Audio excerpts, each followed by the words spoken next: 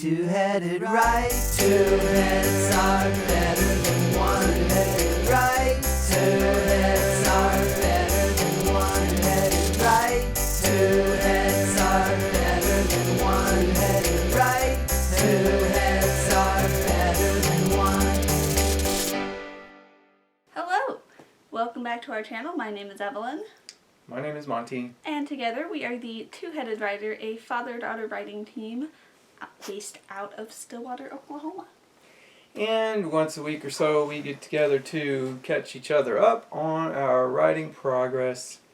We are both taking this journey together towards becoming published writers. And we're glad that you have decided to join us on this journey. Perhaps you're taking your own journey. Journey. So, what have you been doing? Actually, research?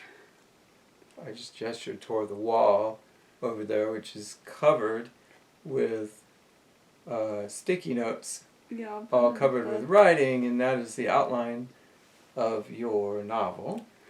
Yeah. So, I am coming upon a spot in my writing process in which I'm having to actually name things and give descriptions of things that I kind of just glossed over in general terms previously. Like, there are a lot of, none of the kingdoms in this story have names. They're all Mountain Kingdom and Middle Kingdom and Ocean Kingdom, right? Just based off of geographically where they are on the map. Those are names. Yeah, well, no. I have a character who I solely refer to as Lord Creepy.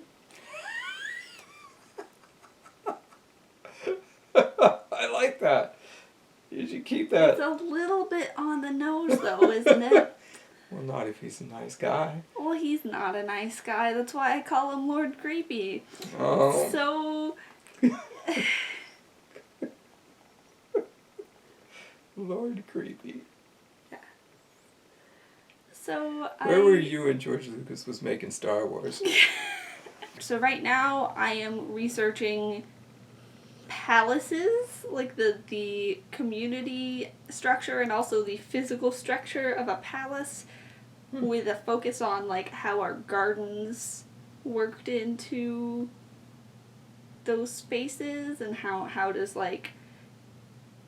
what constitutes a castle versus a palace and that sort of thing, and if there's a village, what's up with that. So, because there's rules, there's distinctions between these things, because they are things that actually existed on our planet at one point. I mean, they still do, but people don't usually live in them communally. Right, they existed as a living, breathing part of the community. Yes. So I'm trying to figure out, how does it actually work, not just how do I think it works, so that I can actually write scenes that I've been avoiding writing. And then also, at the other end of the story, I'm researching, volcanoes, specifically inactive volcanoes and the plant life that lives there, and just plant life on mountains in general in different areas, because I'm trying to figure out how I should describe, first of all, the plant life that they see when they go up into this mountain setting. I want to base the culture of the people that they're seeking help from off of actual, they're supposed to be an indigenous sort of group. And so I am kind of looking at, well, how do people adapt to living in mountainous areas, particularly if there's a volcano nearby, that sort of deal. Since it's a fantasy, you don't feel like you could just make all this stuff up. You no. want it to have a ring of truth to it. Yeah, so if I'm going to use archetypes that are based off of actual groups of people that have actually existed in the world and still do actually exist in some parts of the world. I do want to at least know what is in real life so that I avoid just regurgitating stereotypes that I've collected from reading other books. I want to go to the source material and then pick and choose what I want to keep from that sort of thing. That sounds really smart, actually. There's my smart girl right there. Ding, ding, ding, ding, ding. How about our book together? We've been reading. And adjusting things. Making little fixes. I have a couple of little fixes to make, and then we have 2 more chapters to read through. Yay! And we will be done with that task. You have a couple of friends who are reading for us, so we'll be waiting to hear from their feedback. We're probably going to need to look at our query letter and our synopsis. And our list of agents. Mm-hmm. I've already made you take some off because of agency drama. And me, I have not been working on my own writing. I've been working on my folly. It's coming along. I won't say it's almost done, because I always say that. It's never almost done. Hmm? I mean, you keep saying it's almost done. It's been several months. It's almost done. Yeah.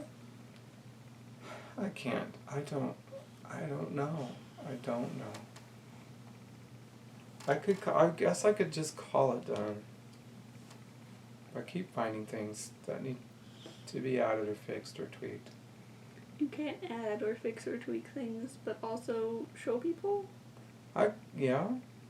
Well, a lot. I mean...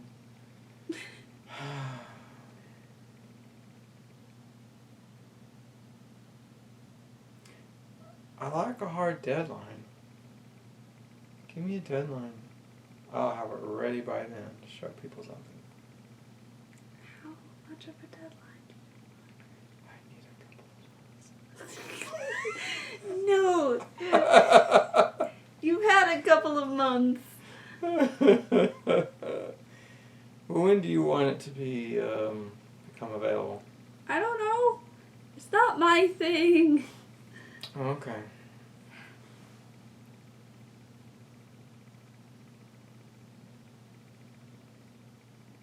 Hold yourself accountable.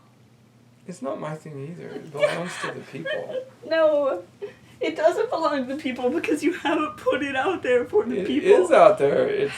Listen, it's at storyolio.com. You can go see it right now. Anybody that wants to could go to storyolio.com and see what I got. Oh wow, you just told such a wide audience about it. I'm probably going to have a story or 2 based on some of my songs, so that then I can tell people when I perform them, I can tell people, oh, and this story's on Storyolio. I just want people to be able to sign on, find a story to read, be able to read it, be able to write their own story, and just not run into any problems or confusing bits. Right? I want it to be easy to use. That is not a clear set of steps toward a goal. It's not? No. Well, one of the stories I want to put up there is circular, and I haven't figured out how to track that. Okay. Figure out how to track the circular story. Yeah, okay. So that's one I've been avoiding, because it's hard. But, okay. Yeah, I could just not put a circular story up. Well, I don't know yeah. what my problem is. The more I talk about it, the more I'm like, what is my problem? Storyolio will be ready for users by the next episode. Well, Mike requested that we discuss fairytale voice. So, fairytale voice is our topic Hi, Mike. for today. What makes a fairy tale sound like a fairy tale when you read it out loud? you would think that I had an answer for this. I don't actually solidly know. So, The reason it's of interest to you. Yeah, so I like fairy tales. Fairy tales are very interesting to me. They're weird, but they're pervasive. And we end up telling lots of stories that are reimaginings, retellings, revampings based around these stories. They are like, no matter what culture you come from, fairy tales or folk tales are basically the first stories that you learn. So what we kind of agree to be the standard version of a lot of these European fairy tales are just what Jacob and Wilhelm Grimm wrote down based off of multiple versions of stories that they collected from people who had been telling them in their communities. Or Jacob something. Jacob Jones? It's a JJ thing. You also have, like, Hans Christian Andersen, who was writing his own original stories.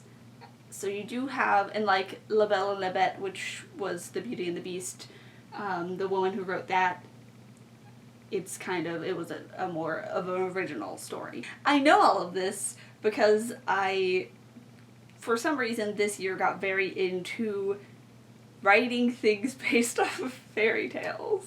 I've always been interested in reading things based off of fairy tales, but this year I wrote 2 short stories based off of different fairy tales. I wrote a whole, like, 1-act play based off of fairy tales, and so I did a lot of research and reading of fairy tales. Well, and your novel, I don't think it's based on a particular fairy tale, but doesn't it have kind of a fairy tale feel? It does kind of fall into this category of fantasy that seems to have evolved out of, like, the fairy tale, and it does play with tropes and creatures that you see. Like, I've got a troll who lives under a bridge, and that's, like, straight from 3 Billy Goats Gruff. And I have a dragon, right? And that's straight from, like, lots of folklore. And so... Well, in the book we're writing together, Starshine tells a story in the fairy tale mode, yeah. that gives a bunch of background information, and then, you know, our story also has a dragon in it, and other little elves and things, other little elements of fairy tales that just kind of are worked into the narrative. So the short stories that you wrote were, at least one of them, both of them, I think, were in a fairy tale voice. Yeah. So like I said, my interest kind of started in 2 ways. Reading stories like Patricia C. Reed's Enchanted Forest Chronicles or Howl's Moving Castle by Diana Wynne Jones, which aren't necessarily based off of any specific fairy tale story, but do poke fun at fairy tale tropes and make references to different stories. At the same time, I also read retellings of fairy tales where it takes a blow-by-blow approach, but, like, reworks it into a different world. A middle ground between those 2 would be, like, anything that Edie Baker writes, so, like, The Frog Princess, The Wide Awake Princess, where it's, like, the basis is a fairy tale, but it's still set in a fairy tale world, and instead of doing blow by blow, it kind of just is like, oh, here's like the premise, but we're gonna mess with it a little bit. I want to eventually write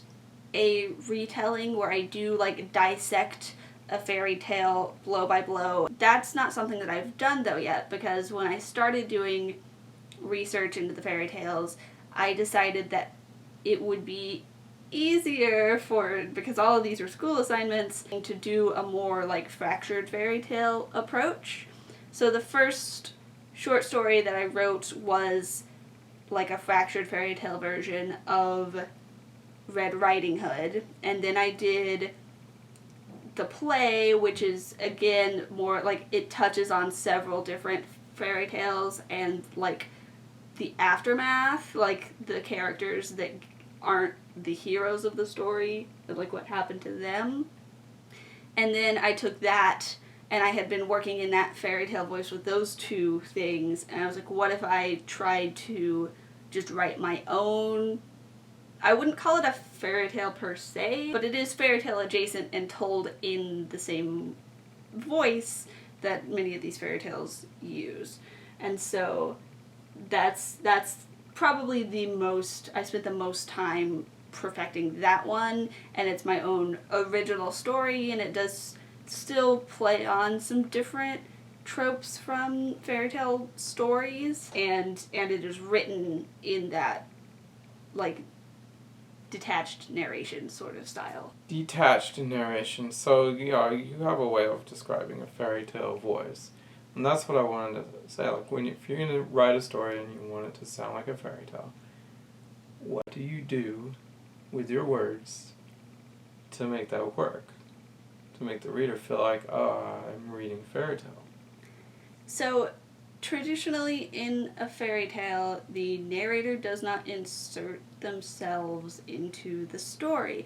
Although in different fractured fairy tale stories that is not necessarily the case. Certain Into the Woods. Yeah, Into the Woods uses that for humor and also just like to show you, oh, we've reached the point of no return in this situation where the narrator breaks the fourth wall. But you'll notice that in the introduction, the narrator is just describing what's happening to other people. Once upon a time, there was a baker and a girl and a boy named Jack. He had a cow, right? It's very, like, describing and setting up these characters, giving you details, but you don't go into their heads, and you don't really go into the narrator's head. The narrator does not add their own opinions about things. So it's third person. Mm-hmm. It is a distant voice. We don't hear the character's thoughts. Mm-hmm. We're just told what happens to them. So this is, I think, I would hazard a guess that this arose out of the fact that these stories were passed down, right? And in this, especially the European tradition of folk tales, you don't really get, like, oh, I was here and I saw this. It's more of a moral. There's always a moralizing sort of component to it. So it's like, oh, well, once upon a time there was this girl and she did this and then she got eaten by a wolf, right? And it's not something that happened to anyone there, and so they can't add their own perspective onto it. It's just a story that it has been told. Interestingly enough, like, the Brothers Grimm chose to, like, respect that. They didn't necessarily, as far as I'm aware, like, add in their own, like, takes on things, their own opinions on characters. There's not, and they chose to just tell the story as if the book was the narrator. Fables are short and they teach a lesson. I mean, fairy tales are more complicated and usually longer, but They can be rambly. They can be rambly, but at the same time, they are moralistic. I mean, there are morals embedded in stories like The Three Little Pigs and Red Riding Hood, although those are English. Those are Jacob Jones. The Brothers Grimm ones are a little darker, but even still do have some sort of, like... What's the moral to Cinderella? I'm just gonna quote the Disney movie, which is not a great source. Cinderella is an interesting one. I'm glad that you brought up Cinderella, because Cinderella might be one of the most universal stories.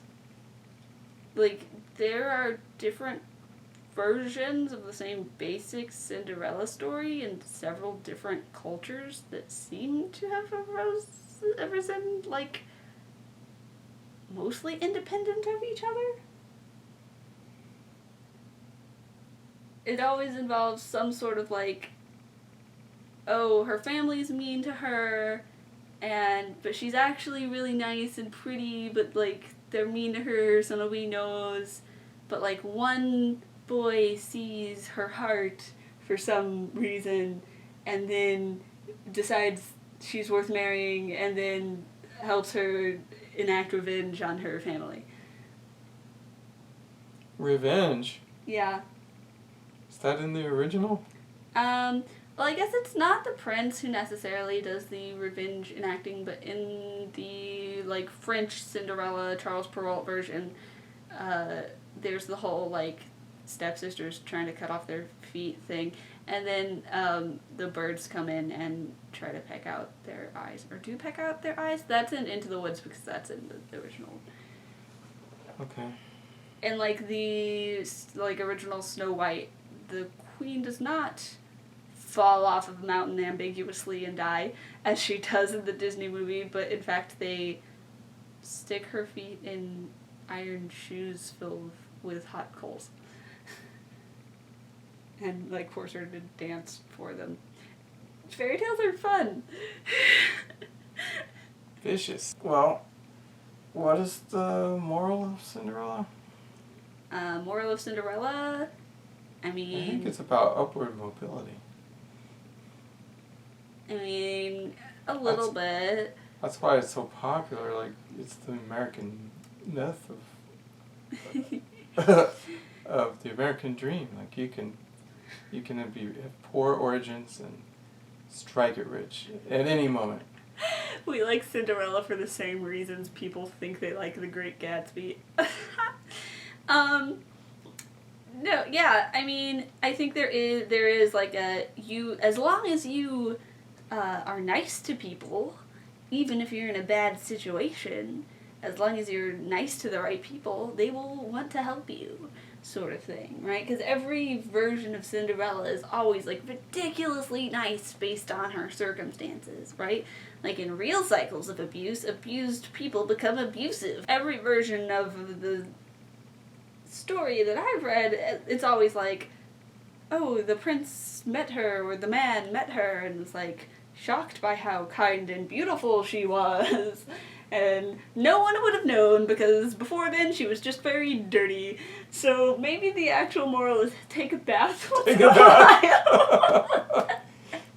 And if you can't manage it on your own, get your fairy godmother to help you out. We keep straying from voice. We do We're keep talking straying about from content and I mean, I think it's sort of really difficult. Even for me, I wrote 3 different things trying to capture the fairy tale voice. I cannot actually really sit down and tell you what I did to make my writing, like, edit it over time to make it seem more like a fairy tale. Like, I definitely was aware that it needed to be third person, and that it needed to be kind of, like, not distant, not omniscient. Like, usually, I mean, some fairy tales just jump all over the place, but I wanted to at least focus in on, like, my main character's thoughts and feelings. But again, distantly. But then in terms of, like, specific word choice, it was just kind of like a gut feeling. I think it feels more formal. Mm-hmm. It definitely chose, like, the first thing I did when I, like, roughed it out, I went through, I cut any word that was too modern sounding. Like, the sentence structure oftentimes can be a little bit more complicated. Like, it's not, like, they are stories that we traditionally tell children, but, like, they are not written like picture books that are, like, very short sentences. They are complicated sort of verbiage. Right. You'd read one and think, this doesn't sound like it's for children. Right? I mean, in a sense, like, the topics and the characters, yeah, talking animals, that kind of thing, sounds like it's for children. But if you just pay attention to the language of it, I don't think at the time people had a conception of children as being on a developmental scale. where they can handle certain things better, like where they need language to be simple. The old conception of children is like they're just miniature versions of adults. And so there was no particular way of talking to them. Maybe miniature versions of adults that maybe aren't that bright. I don't know. Like, not, but the language isn't dumbed down. Yeah. For kids. So, yeah, definitely wasn't trying to dumb down the language. In fact, was like being like, I should make this sound more eloquent, right? Yeah.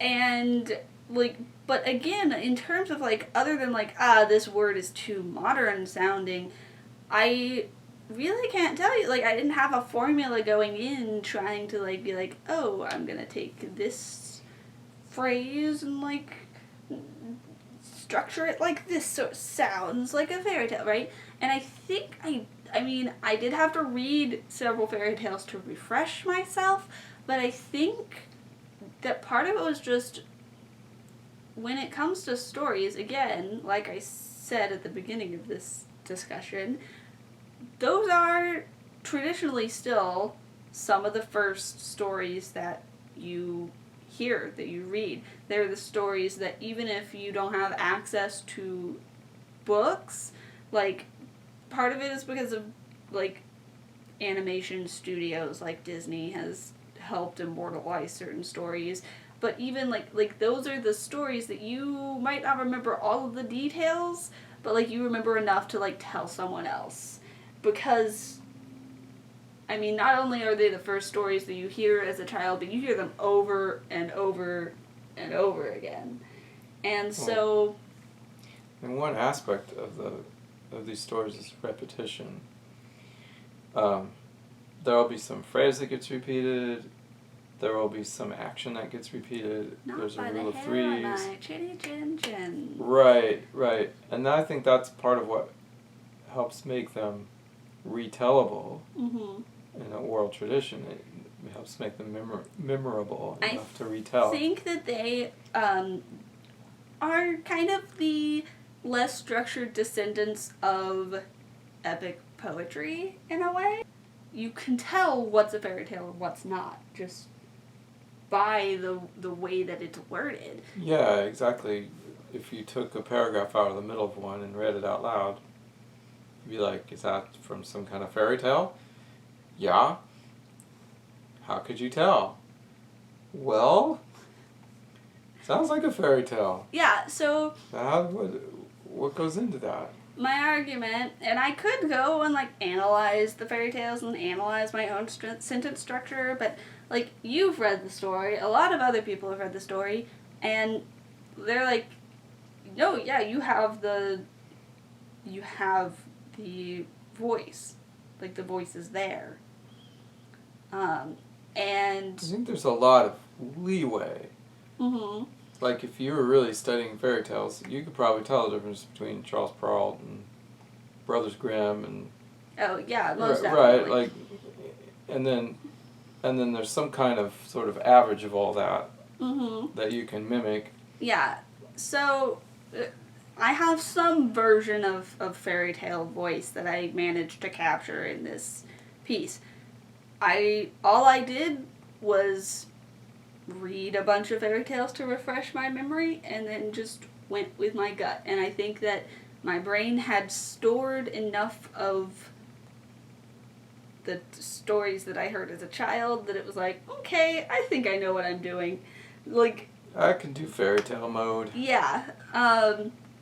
Which it was definitely difficult. Like, it didn't come pouring out of my fingertips naturally. Most of my writing does not come pouring out of my fingertips naturally. But... I think it definitely needs to flow a certain way. There's a rhythm to it. If you read it out loud and you're stumbling over the words, then fix that, because that doesn't sound fairy tale. Yeah, no, right? Yeah, it does have to be... If your sentence structure's too speakable. short, if you're...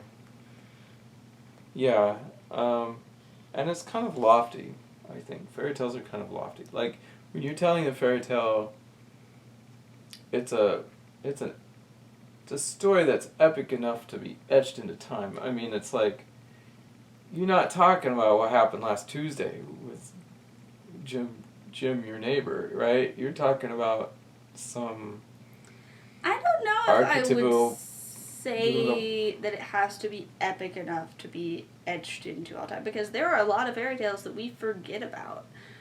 I don't, like, I'll be like, hey, the Goose Girl, and people are like, what? Right? Like, so There's a goose girl. there's a king, you see, and he has like 7 children, like 6 sons and 1 daughter. And 7's like an important folktale number, I've noticed. He marries this witch for reasons that are explained, I just don't recall. And he's, for some reason, rightly so though, because of what she does, he's afraid that this witch is going to try to kill his 7 existing children. So he decides to hide them in a castle. And the only way that he can get to this castle is by using this enchanted ball of thread. A thing that shows up in multiple fairy tales. I don't know why, like, enchanted mundane objects is like a really... It's because whoever was telling this fairy tale was doing some knitting. And it's an enchanted ball of thread. Yes, so he will follow this ball of thread to the castle to spend time with his children.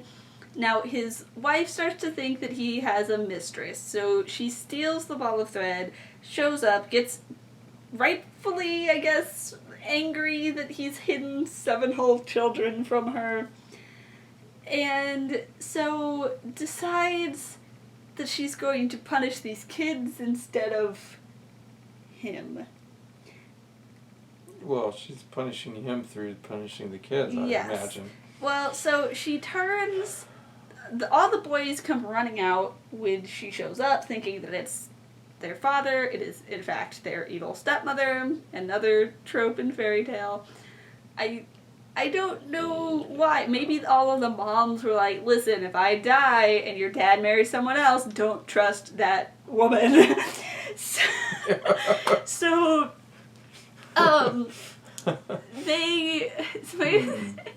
they all come running out, and she turns them into swans, and then the poor sister doesn't come running out right away and does not get turned into a bird. And so then she doesn't get a name, by the way. She's just the girl. Well, how is she a goose girl if she didn't get turned into a goose? Well, because she has to, it is possible that I am saying the wrong title to the wrong fairy tale. I will double check, and if I said the wrong title to this fairy tale, I will correct myself as I'm editing. The only way for her to save her brothers, the geese, is she can't talk the entire time she's doing this. She has to knit them sweaters made out of stinging nettles and then throw the sweaters onto the geese. And she can't talk the entire time. How did she discover that that's the cure? I really don't remember, and okay. I don't know if it's actually stated how she knows that that is the cure, but that is the cure. So she has to make these sweaters. She can't speak. She keeps stinging her fingers. It's bad. It's not great. She doesn't even get a name. Like, it's very... I think that's another reason why people like to, at least women like to, create retellings of fairy tales, is because we can give the heroines names. She deserves a name. This poor girl stung her fingers for years, knitting sweaters out of nettles. So you just told this story, and the way that you told it was more like your voice sounded more like you're telling me something that happened to you a week ago when you went out with your friends. Yeah. And what would elevate that to fairy tale voice, and my point was, you make it sound a little more epic. You make it sound a little more special, a little more like this is history rather than people So, that you know. Once upon a time, there was a king who had 7 sons and 1 daughter. His wife had died many years ago, and he took a new wife who happened to be a witch. And I'm still not fully in fairy tale voice because I just said happened to be a witch. But Right. For his new bride, he took it, right? So, she labored over the nettles for many, many years, silently and alone, just, for 7 days and 7 nights. Like, that's the Right. And I actually just read, I just found this book out in the garage which I remember from when I was a kid having, Hans Christian Andersen. I halfway barely remember, like, some of the illustrations. I'm like, oh, that looks familiar. And and I read a couple of stories, and they're very,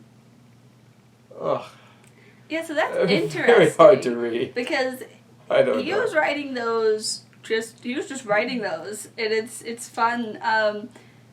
His most popular is The Little Mermaid, which is an allegory for his illicit same-sex relationship. I have to read that one. If it's in there.